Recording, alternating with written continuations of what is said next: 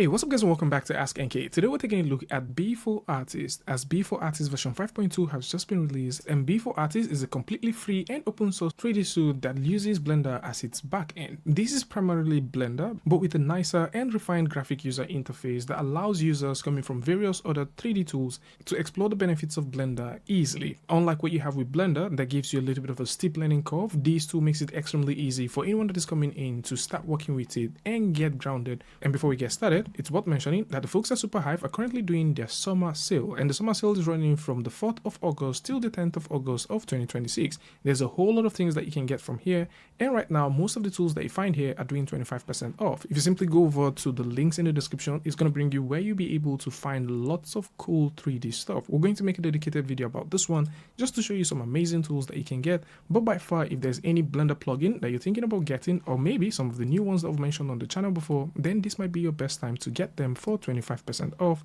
or maybe you can get some of these ones for 60% off. So for those who like to get BforArtist, if you simply come through, you'll be able to download this. First off, before we talk about the download, the features that you get with this one are basically the same features you get with Blender, like the rendering, the modeling, material, rigging, animation, sculpting, UV mapping, compositor, simulation, and so much more. Add-ons that work with Blender work exactly with this one too. For downloads, if you like to download this, you can simply download this for Windows and Linux with the Mac version currently in experimental. And the 5.2 is what has been released, and this 5.2 is based off Blender 5.3 Alpha and Blender 5.2, which makes it extremely interesting because there are nicer and cool features that you get with this one that you don't get with the typical Blender 5.2. So with BforArtist 5.2 open up right here, you can tell that the user interface looks pretty much like what you have with Blender, but maybe a bit more interesting because we do have a whole lot of icons. Unlike the stale taste in Blender that has just black and white and a little bit of desaturated icons, this has nicer eye-popping icons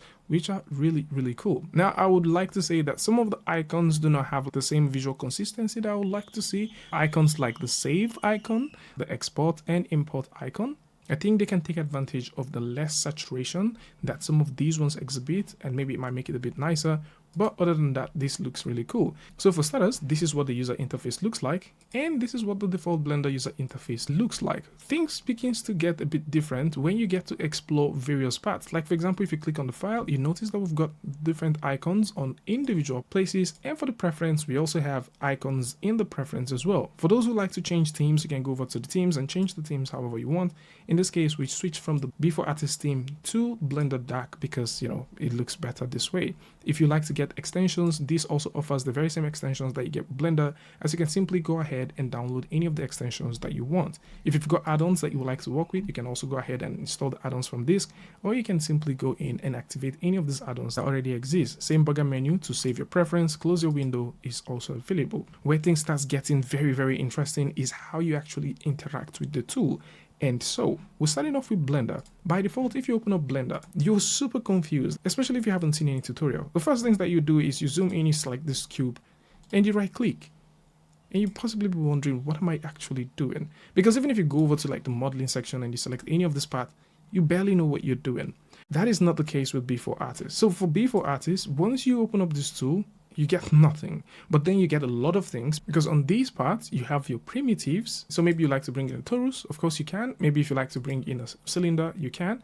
But what if you want to bring in more primitives? So under here we have some interesting primitives that are driven by geometry nodes. So I can simply just drag and drop that in, and automatically we have something that we can control. On the other hand, if you're coming from tools like Maya, Unity, Houdini, 3D Studio Max, and so on, you possibly know that if you select any 3D model and you tap W on the keyboard, that is for move, E on the keyboard is for rotate, R on the keyboard is for scale. Default Blender is totally different. So for default Blender, you actually have to do G for moving, R for rotating, and S for scaling. And that is also something that you need to keep in mind. On the other hand, if we discount all of that, one thing which is also very interesting, which you might have also noticed with this part, is we have more assets. So on just loading the page, you find out that you've got more assets. You can bring in more stuff. Let's say, for example, I would like to bring in this grid. I can bring in this grid that quickly. If we're thinking about bringing in any of these curves, we can bring them in quickly. With Blender, you actually have to go over to Object and then find them here, or you have to hold down Shift and tap A, which brings us to the idea that Blender is heavily shortcut dependent with tons of hidden stuff in the menu, while this just simply presents everything here. And so if we click down here, we can either say we don't want the surfaces or the curves to be visible, but maybe we want the point clouds and the volume to be visible right here on the top, and we can do that. This is very similar to what you have with tools like Maya and Houdini as well. Maybe we like to see some collections, some forces, some lights. We can bring in as many of these things as possible and limit how much travel time we have to do by going here or hitting Shift and A on the keyboard. Other places that this is also really good includes when you have any geometry node tool selected, and let's say for example you go over here, of course you get to see all these things here. If you click on the open geometry node editor, automatically this pops out and you get to see this whole node network. This pops up in a different window altogether, making it a bit more interesting, because at this point, if you've got multiple displays, you can toggle one on a display, or you can simply just, pin one somewhere else while you make the alterations or changes and have access to seeing everything here. And within the geometry node section, you'd also notice that most of the hidden nodes that you have to go in and find, or most of the asset nodes that you have to go in and find with the typical Blender, these nodes are here. So we can just simply drag and drop that right there. We can simply go in, drag and drop this right there, go in, drag and drop this one right here easily. If you're working with the default version of Blender and you're working within the geometry nodes right around here, you need to go in and open up the asset browser, and from here is where you have to start dragging things in. But with BforArtist, these things are already lined up and you can just simply go ahead and plug in or bring in as much stuff as you want. And this leads us to talking about the assets, because with default Blender, the asset that we get has to do with like brushes, compositing, geometry nodes, hair, materials, which are pretty nice. So we do have some materials which are really good. So these are very good materials that we have here. Then we've got some models which are also available. We've got some shading stuff. Then we've got some worlds. Now, if you think this is a lot, hold your beer, because here we have even way more stuff. In fact, we have a whole workspace dedicated to assets, and you find that there. You can of course add more workspaces here, but the asset workspace is pretty interesting. So here is where we have different kinds of assets that we need, from brushes to collections. There's just a good number of assets that you find here. Compositing has its own. We've got the compositing node groups as well, lots and lots of stuff. These are pretty cool ones. Then we've got the geometry node groups as well. These are also very nice ones. Then we've got the hair. I think these ones are supposed to exist within the hair. Someone has to make some corrections. Right here, we've got materials, and we have a lot of materials. So there is just a lot of materials, which we're going to talk about soon. So you have all of these materials. Then we've got the models, which are like the default models. Then we've got the shader groups. Now, these shader groups are pretty similar to the shader groups that you have here. And of course, we've got the worlds, and we have an unassigned catalog, which I think should exist within the compositing. So with these assets, it makes it extremely easy for you to just create stuff. So if we go ahead and say, maybe we would like to create a backdrop. To make the backdrop is very easy, as we simply need to go over to collections, just simply scroll all the way down, drag and drop right here, and we have ourselves a backdrop. And from here, we can also proceed to go ahead and rotate around with our right mouse button. Let's tap the home key, and that zooms right in. And we're also going to go in and bring in the monkey. So I'm just going to go in and get rid of this, bring in the monkey, and let's subdivide that. Your subdivision shortcut also works with this one. I'm just going to go in and scale that all the way up, move this around. Other things that you can bring in includes like your checker stand. So we do have this nice checker stand. We can drag that in. If you're thinking about navigating across your viewport, this is something we didn't mention. This is how you basically do it. With your right mouse button, you can orbit. With your middle mouse button, you can just simply pan. Very simple. With Blender, that is not the case. Your right mouse button is basically just right clicking, and your middle mouse button is your orbiting. So right here, your right mouse button is your orbit, your middle mouse button is to pan, and you simply click with your left mouse button. So once we have that, let's go ahead and take a look at rendering. So if we simply switch over to our rendering view and switch this to the GPU, we can scroll all the way down, go over to the noise, and then we can turn on use GPU. So within this section, we can start exploring our rendering. Now with this is what the rendering looks like. But because we're using BforArtist, this has some already pre-made light scenes. So we can just simply drag and drop this in, and automatically we have that done. We can now go ahead and move this wherever we want. At the same time, if we would like to throw in a new one, we can also go ahead and just throw in a new one right there, and we can reposition this and just go ahead and do our quick lighting. And so it is a very quick, nice, clean tool that you can work with. For materials, like we mentioned, you've got some good materials as well. So we can go ahead and go over to the materials and drag and drop in any of these materials that we want. We've got some nicer materials than we have with the typical Blender, so you can drag and drop in these materials. Again, this tool is an extremely delight to work with.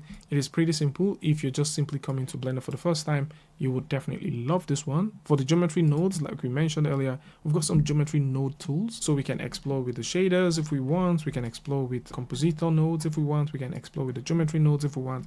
All these are here. Now, if we step back a bit, let's talk about something else, and that will have to do with our modifiers. Now, with Blender by default, if you simply go over here, you notice that we've got a unified modifier. A lot of people did complain that they love the previous modifier when it was taken out, and what these folks have done is that they've kept things a bit more easy. So if you click right here, you do have access to the previous modifier types that exist, and if you click here, you now see the new ones. So this allows you have access to the old cloth physics tool, which exists with Blender, while this allows you have access to the new cloth physics tool. So we can have this as our collider. We can actually go ahead and get rid of this one now if we want.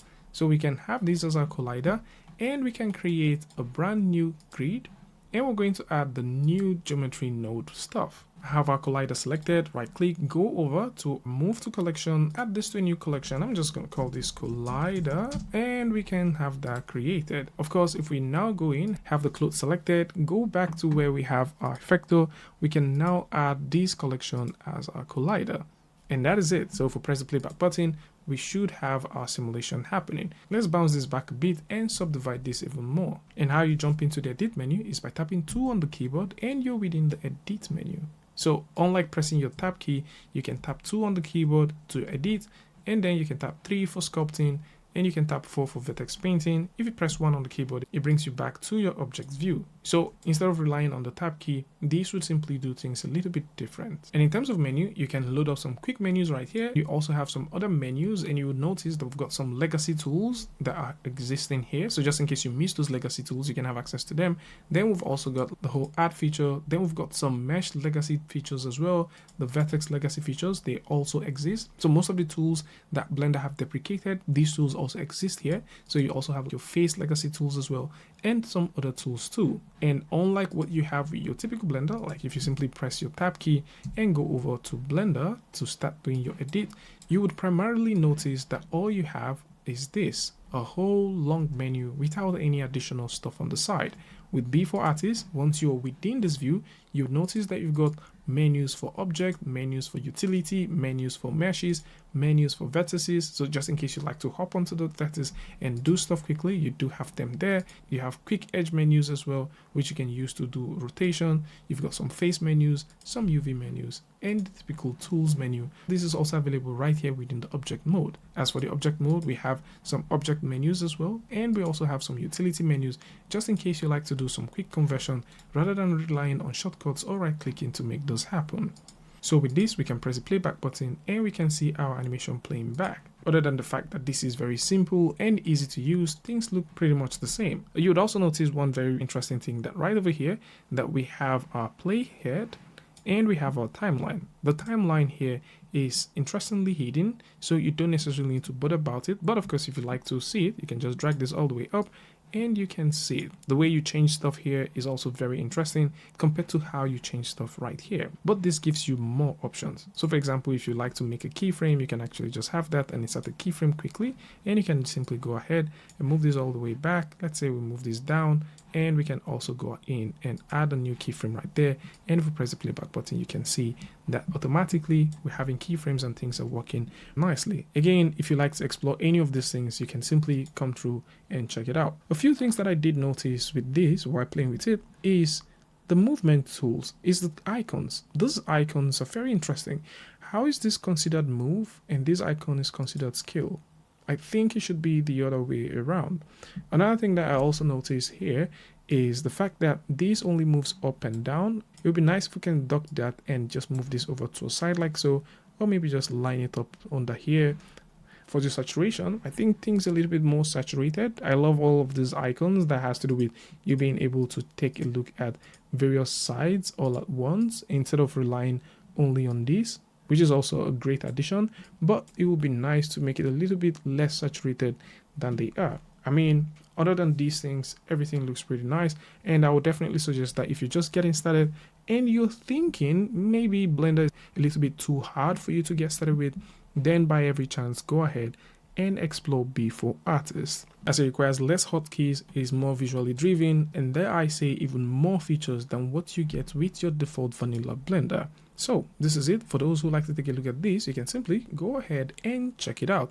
At the same time, go ahead and check out the summer sale from the folks at Superhive, as this is currently running. Now, there is just a lot of things that you can get from here, like we mentioned earlier. So whether you're thinking about add-ons, models, surfacing tools, modifiers, render setup, training tools, you do find all of these. You can also go in and check out some of the bundles that are currently available, and most of the stuff that you find here are currently doing 25% sale, and this might be the right time for you to come through and grab some of the tools and stuff that you've always wanted. So this is it for those who like to grab stuff on Superhive, or maybe you like to explore BforArtist and see some of the things that it offers creators. Links to all of this will be in the description, so do well to check it out. Tell me what you guys think about this one in the comment section, and until I see you guys in the next one, peace.